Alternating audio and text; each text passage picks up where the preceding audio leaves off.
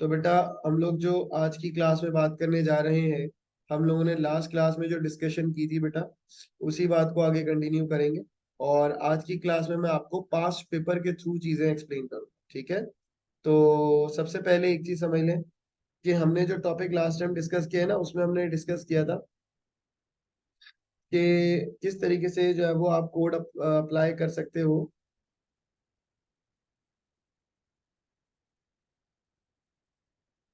Linear search का। लेकिन अब हम देखेंगे उसको पास्ट पेपर के थ्रू, ठीक है? अच्छा देखें,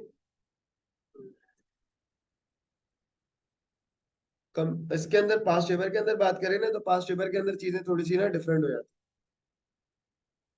और उस वो डिफरेंट इस सेंस में कि आपको जो है ना वो डिफरेंट क्वेश्चंस वो इस तरह से देता है कि आप उसमें कंफ्यूज भी हो जाते हैं, उसमें चांसेस भी होते हैं कि आप गलती कर जाएं। ठीक है, तो हर चीज को हमने प्रॉपरली जो है वो इम्प्लीमेंट करना है ताकि बाद में जो है वो मसले मसाइल नहीं हो। तो जो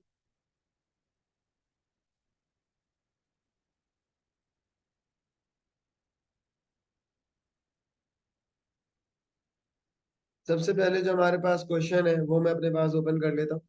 just give me a minute, मैं निकाल लेता हूँ।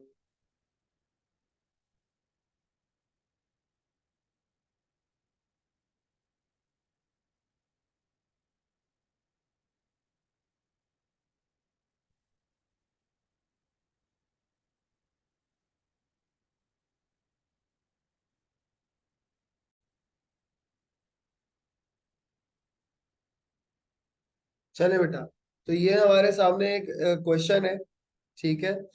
और इस क्वेश्चन के अंदर बेटा वो आपसे क्या डिमांड कर रहा है, वो आपसे ये डिमांड कर रहा है, एक पास्ट पेपर का क्वेश्चन है। ठीक है, क्वेश्चन नंबर अभी बनी है हमारे पास ये पास्ट पेपर की। आप लोग जो है वो अपने पास हेडिंग डाल लें या जैसे भी आपको सही लगे अपने पास इसको नोट डाउन कर लें, ठीक है? और सबसे पहले जो हमने बात करनी है सर, वो ये करनी है कि प्रोग्राम में ये बात बोल रहा है, a program stores the following 10 integers in a 1D array with the identifier array data. तो सबसे पहले क्या बात कर रहा है, ये एक प्रोग्राम है जिसके अंदर क्या स्टोर हो रहा है बेटा? 10 इंटीजर्स स्टोर हो रहे हैं। और किसके अंदर स्टोर हो रहे हैं? 1D एरे के अंदर स्टोर हो रहे हैं, और जिस आइडेंटिफायर के साथ स्टोर हो रहे हैं वो हो रहे हैं एरे डाटा। सही है। अच्छा, अब सबसे पहली चीज हमारे पास ये कि मैं अपने पास पाइचार्म स्टार्ट कर लूं। और इसमें फिर हम सबसे पहले ये काम करते हैं जो उन्होंने बोला है। और एक और चीज बोली है कि write a program code for a new program to declare the global 1D array with 10 elements, initialize array data in the main program using the data type। ठीक है, तो सबसे पहले हम क्या काम करेंगे? सबसे पहले बेटा हमने ये काम करना है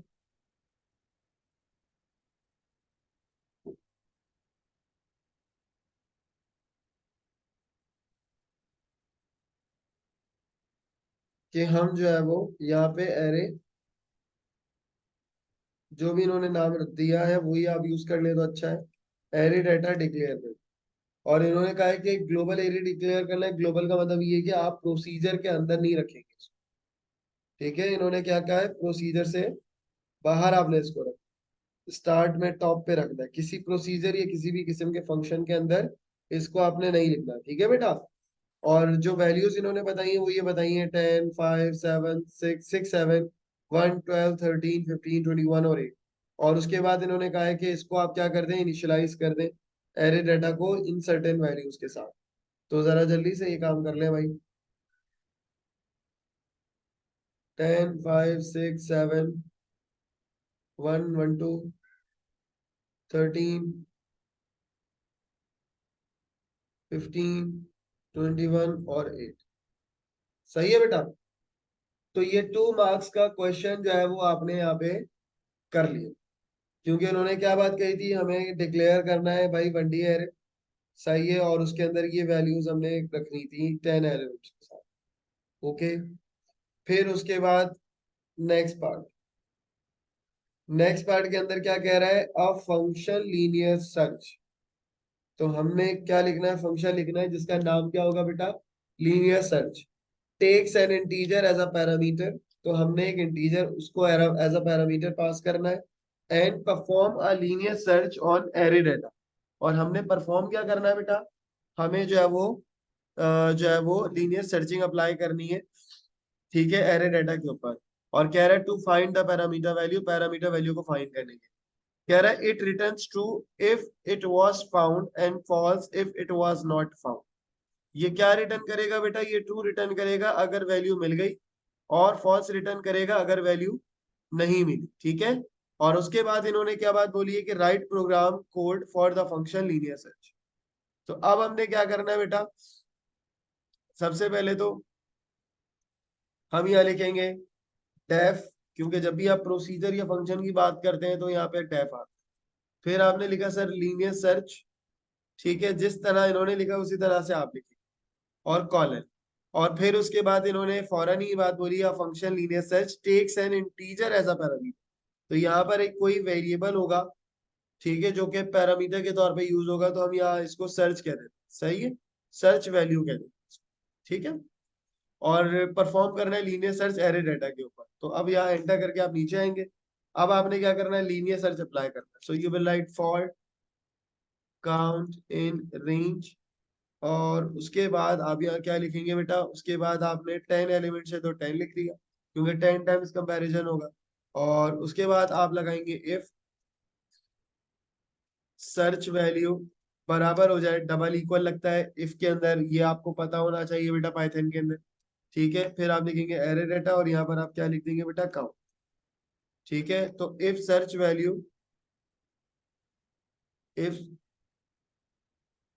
वैल्यू बराबर हो जाए किसके, एरे डाटा।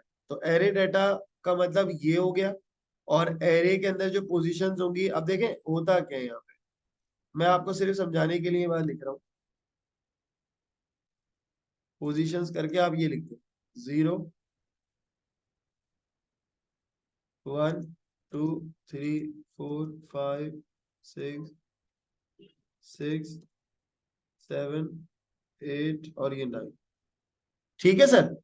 तो अब आपने क्या करना है, ये एरे एलिमेंट जो है वो ये कंपेयर करेगा सर्च वैल्यू के साथ। तो फर्स्ट टाइम पे काउंट की जो वैल्यू होगी बेटा वो क्या होगी, 0। तो जब 0 होगी तो 0 पोजीशन से कौन सा करेक्टर उठेगा बेटा, 0 पोजीशन से उठेगा आपके पास 10, ठीक है। और जो सर्च वैल्यू दी है, अज्यूम कर ले यूजर ने दे दी अगर 1, तो 1 जो है वो बराबर नहीं होगा किसके, 10, ठीक है। तो कंडीशन क्या हो जाएगी, फॉल्स हो जाएगी। इस तरीके से ये प्रोसेस जो है वो बेटा कंटिन्यूशन में रहेगा, ठीक है। अब अगर ये दोनों बराबर हो जाते हैं, यहाँ पे मैं दोबारा काउंटर लिख देता हूँ, क्योंकि लूप हर बार चलेगा और काउंटर की वैल्यू क्या होगी, अपग्रेड होगी। तो अब अगर सर्च वैल्यू बराबर हो जाती है बेटा एरे डेटा की, तो देन आपने क्या काम करना है, देन आपने सॉरी प्रिंट लिख दिया मैंने, देन इसने क्या कहा है कि इट रिटर्न्स ट्रू। तो आप यहाँ क्या लिखेंगे बेटा, रिटर्न ट्रू लिखेंगे, ठीक हो गई बेटा हमारी। क्या लिख देंगे बेटा, रिटर्न कर देंगे ट्रू। अब रिटर्न ट्रू करने के बाद आपके पास अगर कुछ नहीं होगा, अगर वैल्यू नहीं मिलेगी, तो ये क्या रिटर्न करेगा, रिटर्न फॉल्स। अब बताओ मुझे बेटा, जो ऑनलाइन वाले बच्चे हैं, आलियान बेटा पाइथन इम्प्लीमेंट कर रहे हो, थोड़ा बहुत जरा मुझे बताओ क्या फीडबैक है, समझ आई ये बात।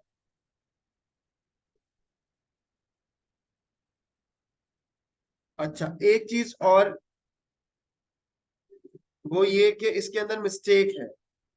आपको अभी लग रहा है कोड सही है, लेकिन मिस्टेक है। क्यों मिस्टेक है भाई, वो मिस्टेक इसलिए बेटा क्योंकि आपको सम टाइम बहुत ज्यादा टेक्निकली चीजों को लेके चलना होता है, ठीक है।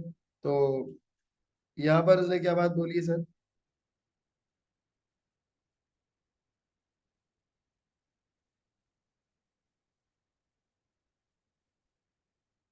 तो यहाँ पर इसने बात बोली है बेटा कि आपने रिटर्न करना है ट्रू या फॉल्स। अब एक इशू आता है, वो क्या इशू है बेटा, वो इशू ये है कि अगर लेट सपोज मैं एक काम करता हूँ, आपको एक जो है वो सर्चिंग सिखाता हूँ। जैसे मिसाल के तौर पे मैं कहता हूँ 7, ठीक है, और मैंने लीनियर सर्च को कॉल किया। अभी ये मैं कोड सही नहीं किया मैंने, मुझे इसको सही करना है, इसके अंदर मिस्टेक है, मैं आपको बताता हूँ क्या मिस्टेक। अब मैंने कोड चलाया, ये अभी भी देखो फॉल्स लिखा हुआ आ रहा है बेटा। फॉल्स क्यों लिखा हुआ आ रहा है? फॉल्स तो नहीं आना चाहिए। मैंने 7 पास किया, ठीक है, एरे के अंदर तो 7 मौजूद है, लेकिन ये फिर भी क्या रिटर्न कर रहा है बेटा? फॉल्स रिटर्न कर दिया। ठीक है, आउटपुट जरा देखें क्या आया। फॉल्स आया। क्यों फॉल्स आया बेटा? वो इसलिए फॉल्स आया बेटा क्योंकि यहाँ पर एक चीज आपने याद रखनी है कि जब रिटर्न स्टेटमेंट चलती है तो ये फिर प्रोसीजर से बाहर आ जाता है, या आप कह लीजिए कि फंक्शन एंड हो जाता है जब रिटर्न मिलता है। ठीक है, हमेशा फंक्शन के अंदर याद रखें रिटर्न जो होता है एंड में क्या है। ठीक हो गई बात? तो ये छोटी छोटी चीजें हैं जिनका आपने ख्याल कर, या तो आप एक और लॉजिक लगा सकते हैं, वो मैं आपको सिखा देता हूँ, लेकिन पहले मैं अपना कॉन्सेप्ट आपको क्लियर कर दूं फर्दर कि इसका फिर क्या सोल्यूशन हो सकता है। वो सोल्यूशन ही हो सकता है कि आप काम ये करें, आप यहां रखें फॉल्स। ठीक है। अच्छा चलो एक और चीज आपको भी सिखा देता हूँ साथ साथ, वो ये कि आपको डीबग करना सिखाता हूँ। जब ऐसी चीज हो ना भाई, आपको लग रहा है यार सही है, फिर भी क्यों नहीं चला, चले जरा देख। इसको आपने क्या किया, हाईलाइट किया, फिर आपने इसको हाईलाइट किया, और आपने ये देखे प्ले के बटन जो बराबर में है, ये डीबग का ऑप्शन है। आप इस डीबग पे क्लिक करो बेटा, यू विल सी कि आपके पास ये स्टेप बाय स्टेप आपने जाना है, स्टेप इनटू माय कोड। तो सबसे पहले ये कहाँ आया? सबसे पहले ये आया लीनियर सर्च के ऊपर। जब ये लीनियर सर्च के ऊपर आया बेटा, तो अब आपने इसको दोबारा से क्लिक किया तो ये कहाँ चला गया? लीनियर सर्च ऊपर वाली वैल्यू पे आ गया। ऊपर वाले यानी फंक्शन को कॉल किया तो फंक्शन की डेफिनेशन पे आ गया। अब देखो यहाँ पर सर्च वैल्यू के अंदर क्या लिखा हुआ है? 7 लिखा हुआ है, क्योंकि मैंने जो पास की वो वैल्यू करी ही 7 है। ठीक है, तो जो ये 7 यहाँ पास किया वही सर्च वैल्यू के अंदर आ गया 7। ठीक है, फिर देखिए अब ये फर्दर आगे जाएगा। काउंट की वैल्यू क्या आ रही है बेटा? Count for count in range और 10 आ गई। ठीक है, अब जरा देखें इफ की वैल्यू इसके बराबर हो रही है नहीं हो रही है। ये आया यहाँ पे कंपेयर कर रहा है कि सर्च वैल्यू क्या एरे जीरो पोजीशन के बराबर है। एरे जीरो पोजीशन क्यों? क्योंकि काउंटर की वैल्यू इनिशियली क्या है? जीरो है, वो आपको यहाँ नजर भी आ रही है। ठीक है, फिर दोबारा चलें तो ये कहाँ चला गया बेटा? इफ पे तो गया ही नहीं क्योंकि कंडीशन ट्रू नहीं हुई। तो ये चला गया बेटा एल्स के ऊपर, और एल्स के ऊपर क्या लिखा आ गया? Return false. जब रिटर्न फॉल्स इसको मिला तो अब ये क्या कर देगा? प्रोसीजर या फंक्शन को एंड कर देगा। प्रोसीजर तो नहीं, फंक्शन को क्या करेगा? एंड करेगा। और ये कहाँ आ जाएगा? डायरेक्ट लीनियर सर्च पे आ जाएगा, प्रोग्राम एंड हो जाएगा। तो इसका मतलब ये कि ये आगे चल ही नहीं रहा, ये तो टाइम पे ही चेक करके बता देगा। तो फिर उसके लिए बेटा हमें क्या करना पड़ेगा? फिर उसके लिए जो सोल्यूशन है वो ये है कि आप रिटर्न कब कराएं? रिटर्न करवाएं एंड में। या फिर एक काम और कर लें, वो ये कर लें भाई, रिटर्न को फॉल्स वाले को एंड में रिटर्न करें, एल्स को छोड़ दें। एल्स को क्यों छोड़ दें? एल्स को इसलिए छोड़ दें बेटा क्योंकि जब आप क्योंकि जब आप फॉर के अंदर है, ये वाला एरिया फॉर के अंदर है जो मैंने हाईलाइट, रिटर्न फॉल्स जो है ना वो फॉर के अंदर नहीं है। क्यों नहीं है? क्योंकि ये बिल्कुल फॉर की सीध में लिखा हुआ है, उसी इंडेंटेशन में लिखा हुआ है। तो जो आपके पास कोड बेटा उसी लाइन में लिखा हुआ होगा वो उससे बाहर कंसीडर हो। अगर आपको फॉर के अंदर रखना होगा तो आप इसको इस साइड पे रखोगे, यहाँ रखोगे, या यहाँ रखोगे। ठीक हो गई बात? लेकिन मैंने इसको बाहर क्यों रखा? बाहर इसलिए रखा क्योंकि ये लूप के अंदर रहे।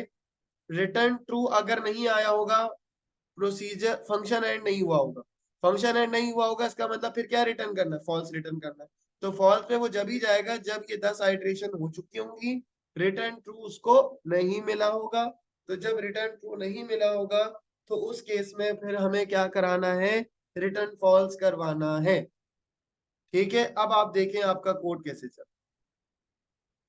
अब मैं वही वैल्यू रख के चला हूं, डीबग करा, now you can check. Linear search पे आया बेटा, for count in range, if value बराबर है एरे डाटा के, यस, नहीं बराबर नहीं, नो, तो वो दोबारा ऊपर चला गया। देख रहे रिटर्न फॉल्स पे वो नहीं गया। पिछली दफा जब मैं चला रहा था वो रिटर्न में चला गया था क्योंकि इफ के साथ एल्स जोड़ा हुआ था। क्योंकि इफ नहीं चलता तो एल्स चलता है, लेकिन यहाँ पर मैंने एल्स लगाया ही नहीं। ठीक हो गई बात? चले फिर दोबारा देखा, काउंटर वन के ऊपर क्या पड़ा हुआ है बेटा? काउंटर वन के अंदर कौन सी वैल्यू है? 5, तो अभी भी नहीं चलना चाहिए। ठीक है, फिर आगे चले, फिर आगे चले, और उसके बाद क्या आ गया? ये मिल गई उसको वैल्यू, और यहाँ पर आ गया ट्रू। जब ट्रू आ गया तो प्रोग्राम के एंड में क्या हो गया? ट्रू पे एंड हो गया। समझ आ गई बेटा बात? सो दैट्स हाउ जो होता है बेटा, आपकी कोडिंग आप कर सकते हो।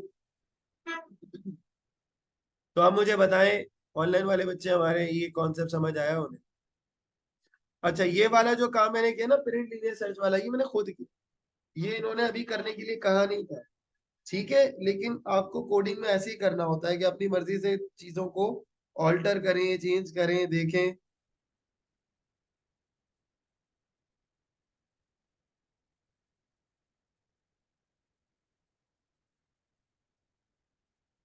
सही है बेटा।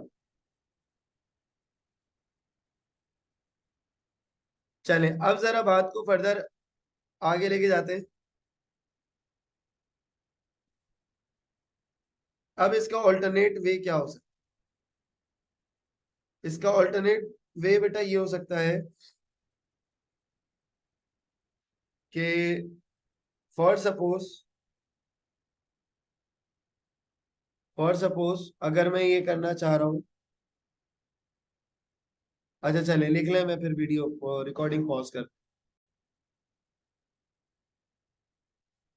अच्छा, अब इसके अंदर और क्या ऑल्टरेशन हो सकती है? एक तो ऑल्टरेशन आप ये कर लो कि एक वैल्यू बना लो जिसको आप कह दो फाउंड, वैल्यू फाउंड। इसको मैं नाम दे देता हूँ वैल्यू फाउंड, और इसको हम क्या नाम दे देते हैं बेटा? फॉल्स। ठीक है। और करते ये हैं कि जब वैल्यू मिल जाएगी ना, तो उस केस के अंदर हम यहाँ पे क्या कर देंगे? वैल्यू फाउंड को क्या कर लेंगे बेटा? ट्रू कर लेंगे। सही है। और अगर वैल्यू नहीं मिली तो वो क्या रहेगा ऑटोमेटिकली? तो वो ऑटोमेटिकली जो है वो फॉल्स ही रहेगा। सही है। और लूप से बाहर आने के बाद हमने क्या कर लेना है? रिटर्न कर लेना है वैल्यू फाउंड। समझ आ रही है बेटा मेरी बात? अब ये मैंने एक लॉजिक अपनी खुद क्रिएट की। अब देखो क्या ये कोड सही चल रहा है नहीं चल रहा? सही चल गया। सही है। एक ये लॉजिक अच्छी हो सकती है कि आप रिटर्न कब करा लें? एंड में करा लें। ठीक है। और उसके बाद जो है वो आपने लूप से बाहर आके रिटर्न करा लिया।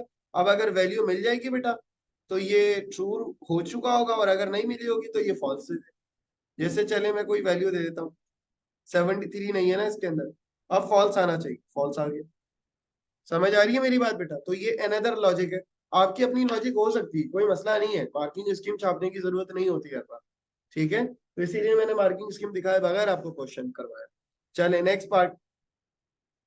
फिर इन्होंने क्या बात बोली है? फिर इन्होंने बोला है बेटा edit the main program allow the user to input an integer, pass the value to the linear search as the parameter. Output, अब तीन चीजें, output an appropriate message to tell the user whether the value search value was found और not. तो सबसे पहले तो main की जब वो बात कर रहा है कि मेन में आ जाए, तो इसका मतलब ये वाला एरिया, यानी प्रोसीजर से बाहर, जहां मेरा अभी कर्सर ब्लिंक कर रहा है ना बेटा, लाइन नंबर 12, बिल्कुल स्टार्टिंग, ये मेन एरिया कहलाता है। ठीक है, जहां एरे डिफाइन हुआ है। अब अगर मैं इसके अंदर होता, लेट सपोज मैं यहाँ, मैं अगर बात कर रहा हूँ यहाँ की, तो ये मैं लीनियर सर्च के अंदर की बात कर रहा हूं। अभी मैं बाहर की बात कर रहा हूं। सही है, अब मैं बाहर हूँ। अब आपको करना क्या है? यूजर से वैल्यू लेनी है। तो लेट सपोज मैं कह देता हूँ यहाँ पे search is equal to INT। और ये आपको मैंने एक्सप्लेन किया बार बार कि यहाँ पर जब हम इनपुट लेते हैं बेटा, तो बाय डिफॉल्ट इनपुट क्या होता है? स्ट्रिंग होता है। तो आप इसको क्या करते हो? इंटीजर में कन्वर्ट, एंटर एनी नंबर। ठीक है, और उसके बाद आप क्या करोगे बेटा? आपको एक वेरिएबल यूज करना होगा फाउंड का, और आप यहाँ क्या लिखोगे? Linear search. देखिए लीनियर सर्च को मैंने वेरिएबल के साथ क्यों लिखा, अब ये बात आपको ओ लेवल से वैसे बताई जाती है। अब ओ लेवल से बताई जाती है, खैर पहले तो नहीं था ये सिलेबस के अंदर ओ लेवल्स के, लेकिन अब है प्रोसीजर फंक्शन। तो अब फंक्शन को आप एक चीज समझ लो बेटा, फंक्शन हमेशा वैल्यू रिटर्न करता है। ठीक है, ये चीज आप पढ़ते हो ना, तो इसका मतलब ये होता है कि जब भी फंक्शन को कॉल करोगे तो या तो उसको प्रिंट करोगे डायरेक्ट, क्योंकि वो फंक्शन जब कॉल होगा एंड होने के बाद वो वैल्यू कोई भेजेगा, तो वो प्रिंट प्रिंट कर देगा उसको। सही है। और अगर आप प्रिंट नहीं करना चाह रहे, तो आप फिर किसी वेरिएबल के साथ उसे पास कर, जैसे मैंने यहाँ फाउंड रख लिया। तो अब यहाँ पर जो वैल्यू फाउंड होगी ना, जो भी आएगी ट्रू या फॉल्स, वो यहाँ पे आके सेव हो। सही है, क्योंकि वो किसके आगे लिखी हुई? लीनियर सर्च के आगे लिखी। और यहाँ पर हम क्या लिख रहे हैं बेटा? सर्च लिख। तो हुआ क्या? इसने पहली बात कही थी कि allow the user to input an integer value, तो वो वाला काम बेटा हमने यहाँ कर लिया, allow user to input an integer. उसके बाद फिर क्या कह रहा है कि pass the value to the linear search. तो फिर आप उस लीनियर सर्च के अंदर उसे क्या कर देंगे? पास कर। और उसके बाद कह रहा है कि output an appropriate message to tell the user whether the value value was found और नॉट। तो अब हमें क्या बताना है? अब हमें जो है वो अप्रोप्रिएट मैसेज बताना है। तो उसके लिए तरीका ये है कि आप, सिंपल है भाई, जो फाउंड है उसके अंदर या तो ट्रू रिटर्न हुआ होगा या फिर फॉल्स रिटर्न हुआ होगा, और तो कुछ रिटर्न नहीं हुआ होगा ना बेटा। क्योंकि अभी मैं आपको जरा इसका एक आइडिया भी देता हूँ, चले मैं चला के दिखाता हूँ। Enter number 4।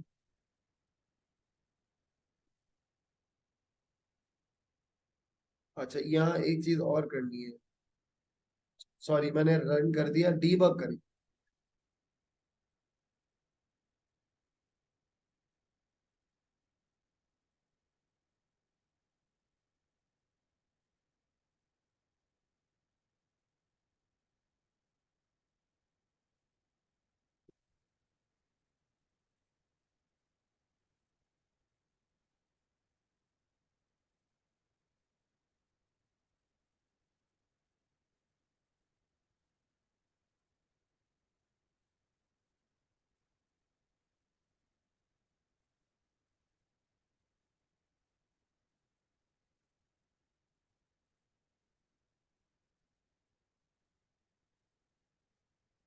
इसको दोबारा से चला के देखते हैं क्या प्रॉब्लम आ रहा है।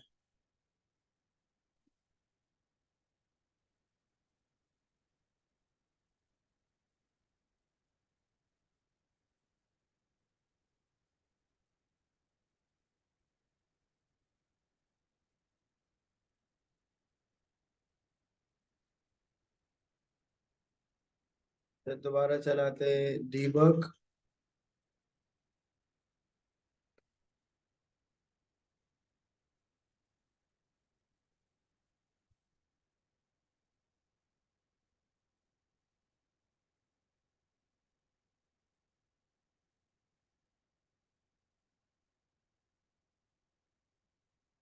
अच्छा ये, हाँ एक प्रॉब्लम कर रहा है, ठीक है एक काम करते हैं, मैं एक काम करता हूँ, पहले मैं इसको आपको चला वो करके दिखाता हूँ। मैं आपको इसको फर्दर कंटिन्यू करके दिखाता हूँ, फिर आगे एक्सप्लेन करता हूँ। फिर हम क्या लिखेंगे बेटा, यहाँ पे देखो फाउंड आ गया, फाउंड के अंदर ट्रू आया होगा या फॉल्स आया होगा। तो अब सिंपल इन्होंने क्या बात बोली, अप्रोप्रिएट मैसेज बताया कि वैल्यू फाउंड और नॉट फाउंड।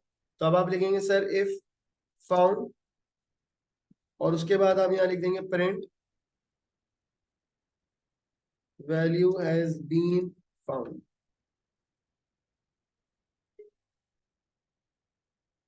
ठीक है, फिर उसके बाद एल्स, और उसके बाद आप बेटा उसके अंदर क्या लगाएंगे, एल्स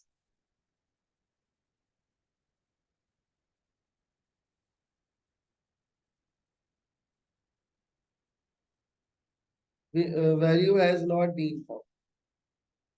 ठीक है, ये एक अप्रोप्रिएट मैसेज हो सकता है। खैर आप अपनी मर्जी का मैसेज भी लगा सकते हो, it's your choice, it's your call, कोई मसला नहीं है बेटा। ठीक है, अब इसको करते हैं बंद और अब पूरा कोड चलाते हैं। Enter number 5, value has been found. ठीक है, 5 ऑलरेडी है। फिर आगे चलाए बेटा, लेट सपोज 21 चल गया, value has been found, video बोल लो, वैल्यू हैज बीन फाउंड।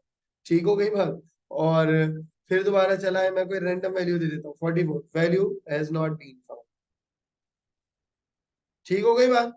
तो ये इस तरीके से आप बेटा क्या कर सकते हो, कोड चला सकते हो। अच्छा, फिर आगे बात को लेके चलेंगे बेटा।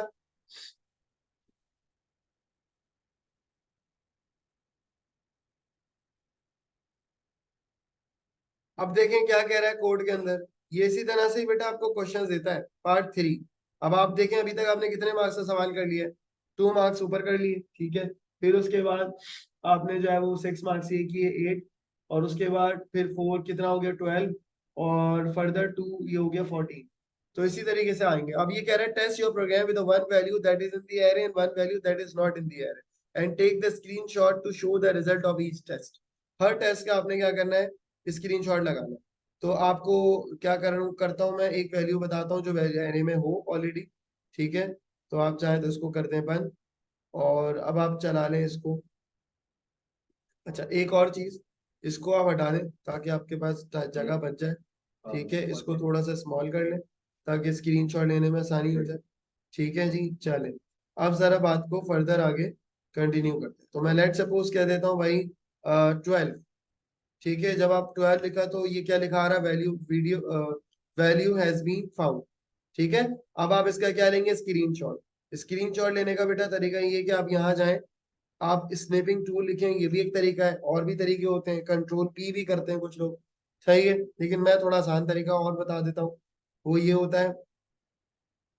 अच्छा, कंट्रोल एन वाला ऑप्शन भी होता है, कि आप कंट्रोल एन कर लें, ठीक है। या और भी आप कंट्रोल पी, सॉरी, ठीक है, वो भी आप लगा सकते हैं। कब? जो मैं आप जो मैं आपका तरीका बता रहा था वो ये था कि या तो आप ये काम कर लो, कंट्रोल पी भी होता है, और एक तरीका मैंने आपको बताया स्निपिंग टू, और उसके बाद आप इसे न्यू करेंगे। और यहां से लेके यहाँ तक आपने क्या कर लेना है, इसके स्क्रीनशॉट लेना, ठीक है। और फिर ये आपके पास जो वैल्यू, ये आपके पास जो इमेज आ रही होगी, आप इसे कंट्रोल सी से कॉपी कर लें, और उसके बाद एक वर्ड डॉक्यूमेंट आपको दिया जाएगा, उस वर्ड डॉक्यूमेंट पे आपने इसको क्या कर देना है, पेस्ट कर देना, ठीक है बेटा। तो ये स्ट्रेटेजी जो है वो आपने लगानी है, इस चीज का आपने जो है वो ख्याल करना है, कि जब भी आपको जो है वो कोड दिया जाएगा, अब जैसे मैंने ये वैल्यू फाउंड वाली कर ली, उसके बाद मैं एक काम करता हूँ, दोबारा इसको प्ले करता हूँ। अब मैं कोई रैंडम वैल्यू दे देता हूँ, जैसे मैंने ये वैल्यू दे दी, ठीक है, जो कि इस एरे के अंदर एग्जिस्ट नहीं करती। अब मैंने चलाया तो लिखा आया value has not been found. फिर हम दोबारा से इसको न्यू करेंगे, दोबारा से आप क्या कर लें, इसका स्क्रीनशॉट ले लें, ठीक है। और उसके बाद आप इसको क्या कर दें बेटा, कंट्रोल सी करके कॉपी करके पेस्ट। अच्छा, कुछ बच्चे कहते हैं कि सर हमें जो है वो पूरा कोड कॉपी करने की जरूरत है, तो कोड कॉपी नहीं करें, फिर आप एटलीस्ट ये चीज जरूर कॉपी कर लें, सही है, ताकि आपका डाटा जो है वो प्रॉपर, मतलब जो आउटपुट है वो बेसिकली वो ज्यादा मैटर करता है हमारे। तो आउटपुट की वजह से हम ये काम बेटा कर रहे होते हैं, ठीक है। तो होपफुली यहां तक जो है वो आपको कॉन्सेप्ट क्लियर हो गया होगा।